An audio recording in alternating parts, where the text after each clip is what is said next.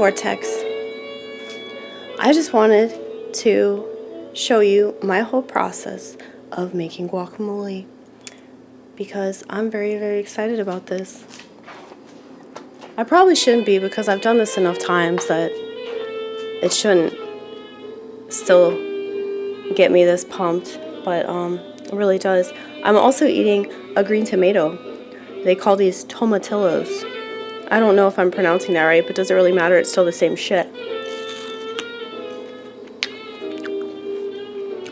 So amazing. Anyway,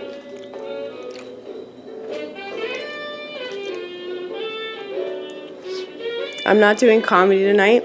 I was supposed to do it, but because of this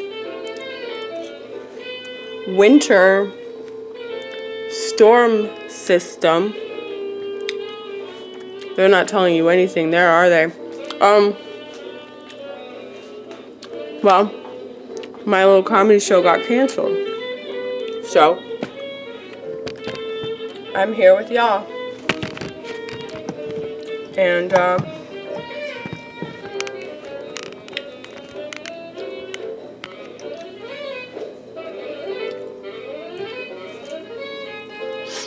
I'm actually making some medicine right now. It's not marijuana, mind you. I used to do that. But I actually really miss doing that sometimes.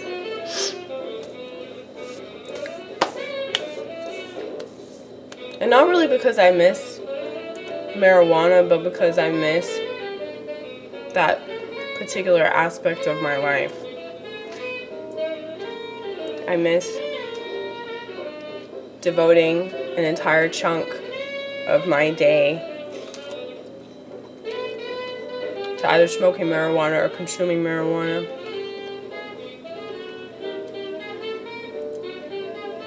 Now I have to devote that chunk to something else.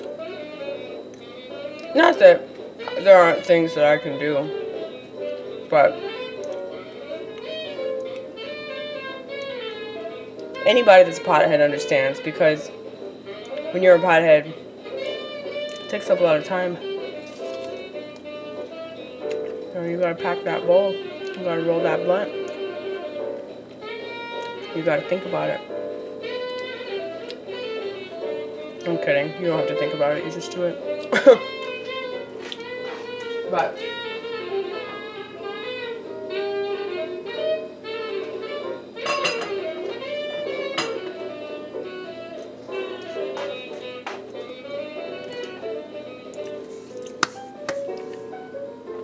I'm gonna make my guacamole with banana pepper. I'm gonna add that because something tells me these jalapenos ain't hot. I guess we'll have to taste test them. But yeah, this one time I made guacamole and I added something like 3 jalapenos and it still wasn't hot. Plum pissed me off. But anyway, you can't trust a lot of these products because they aren't what they say they are, you know? They're going out of their way to fuck with anything natural. Besides, they know all the cancer-fighting properties that jalapenos possess, so of course that's going to be a threat to them.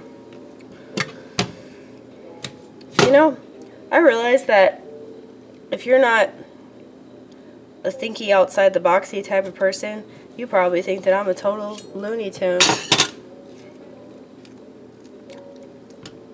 I mean, that's fine. I am a Looney Tune.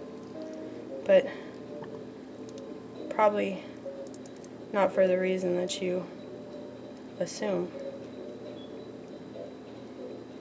I'm a cluster A personality type. That's on the schizophrenia spectrum. I've always been this way ever since I was a kid.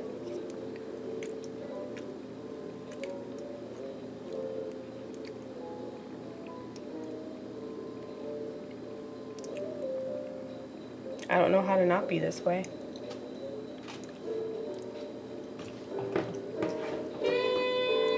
That's what's so obnoxious to me about people that try to change me as a person. They try to get me to dress nicer. Oh God, I hate having an itchy nose. It's the worst. But it's the absolute worst. But, you know, like, yeah, people that try to get me to dress nicer, or they try to get me to date or watch TV. Just like do all the stuff that normal people do. Then maybe you might start to act normal.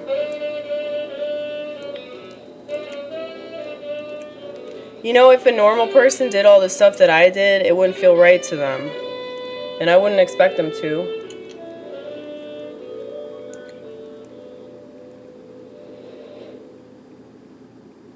It might benefit them to not do what everybody does. But I don't think that they could handle that. I mean,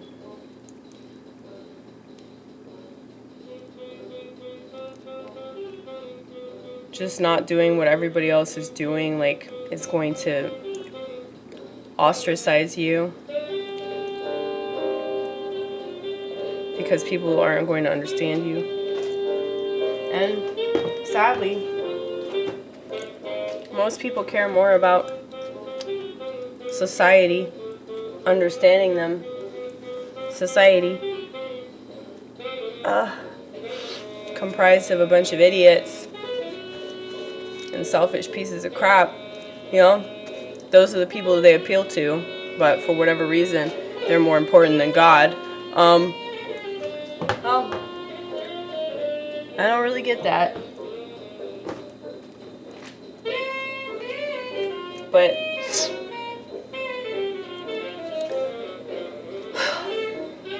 okay. Let's see if this jalapeno is hot. This is all you have to do.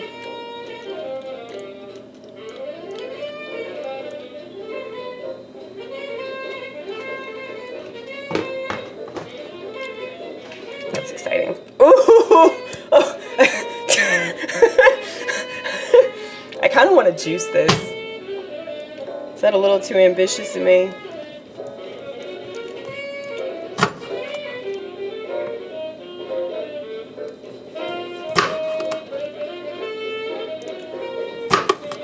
Because I have the rest of this tomato.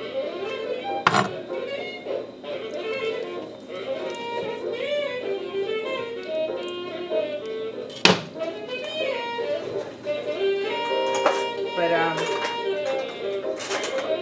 yeah, it seems like society, their priorities are all screwed up, you know?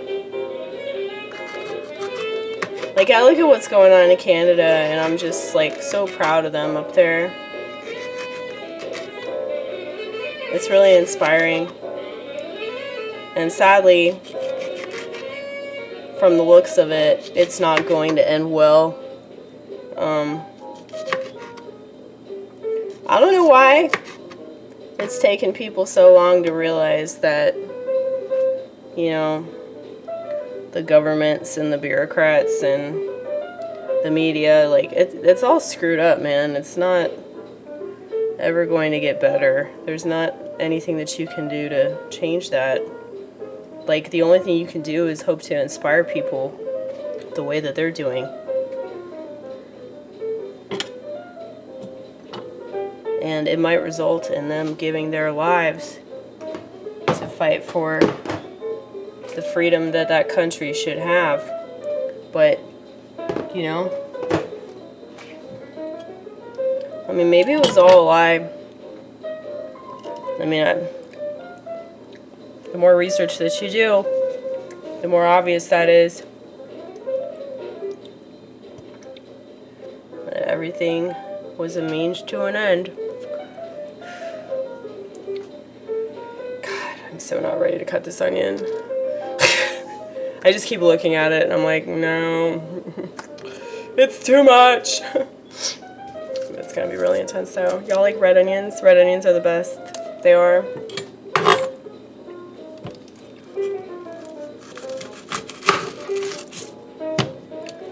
But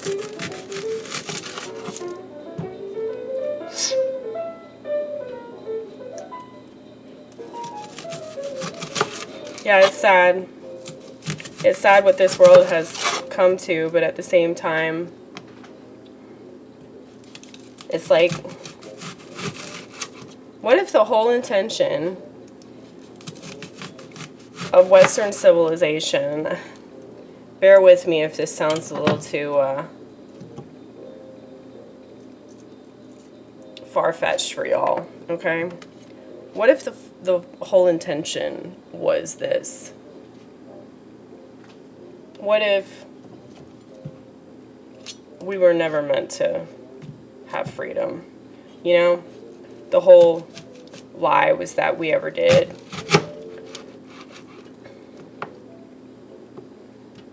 What if that was the experiment? To see how long people would still keep falling for that.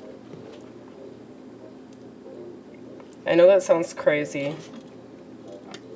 And the reason why it sounds crazy is because that really paints the world out to be a pretty terrible place. And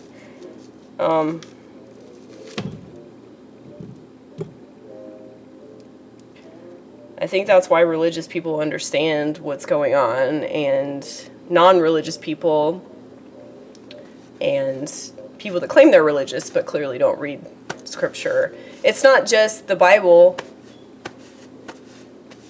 you know. Plenty of people that are just spiritual people, like regardless of their religion, like they can just see straight through this crap. Because they knew not to have expectations about the world. Because it was just obvious that it was a lie. And I think that that's really hard for a lot of people to stomach.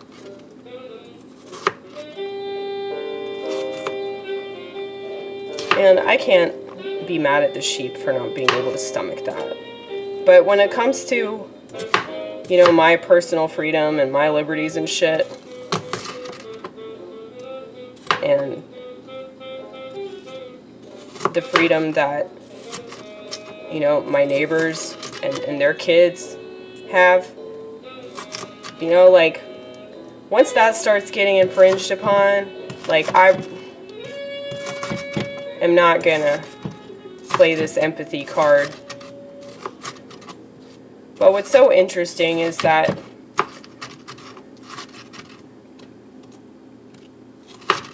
it's like our opponents feel the exact same way about us. You know, I was watching this thing with Jim Gaffigan, and it's like he looks at me the same way I look at him.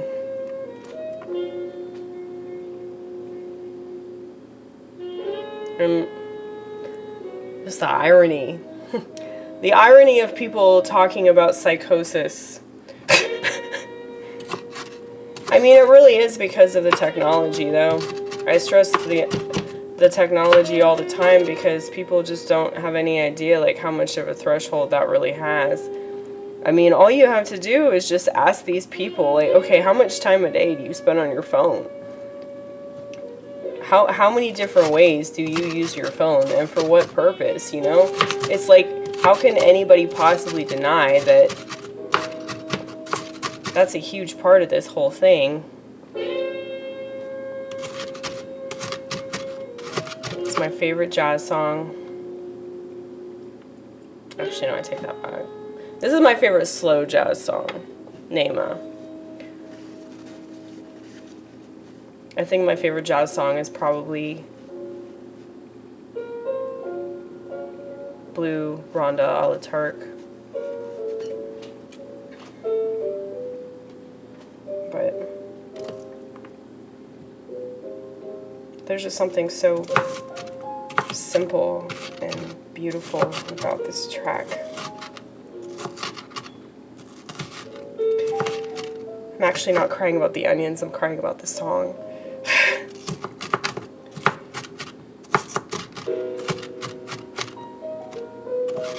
But it's good to always have onions as a cover. I just need to take an onion with me everywhere I go.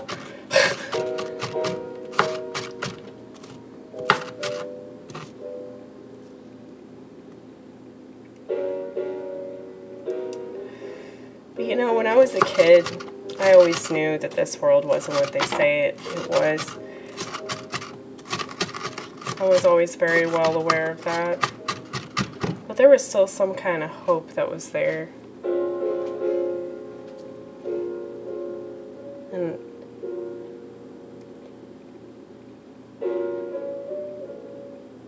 I feel like there's some mystery. And now it's all being revealed, like, yep, every horrible assumption that you made about the world was completely accurate. Congratulations, Amy. How does it feel to be right one more time? Terrible. Pretty terrible. But at least there's jazz.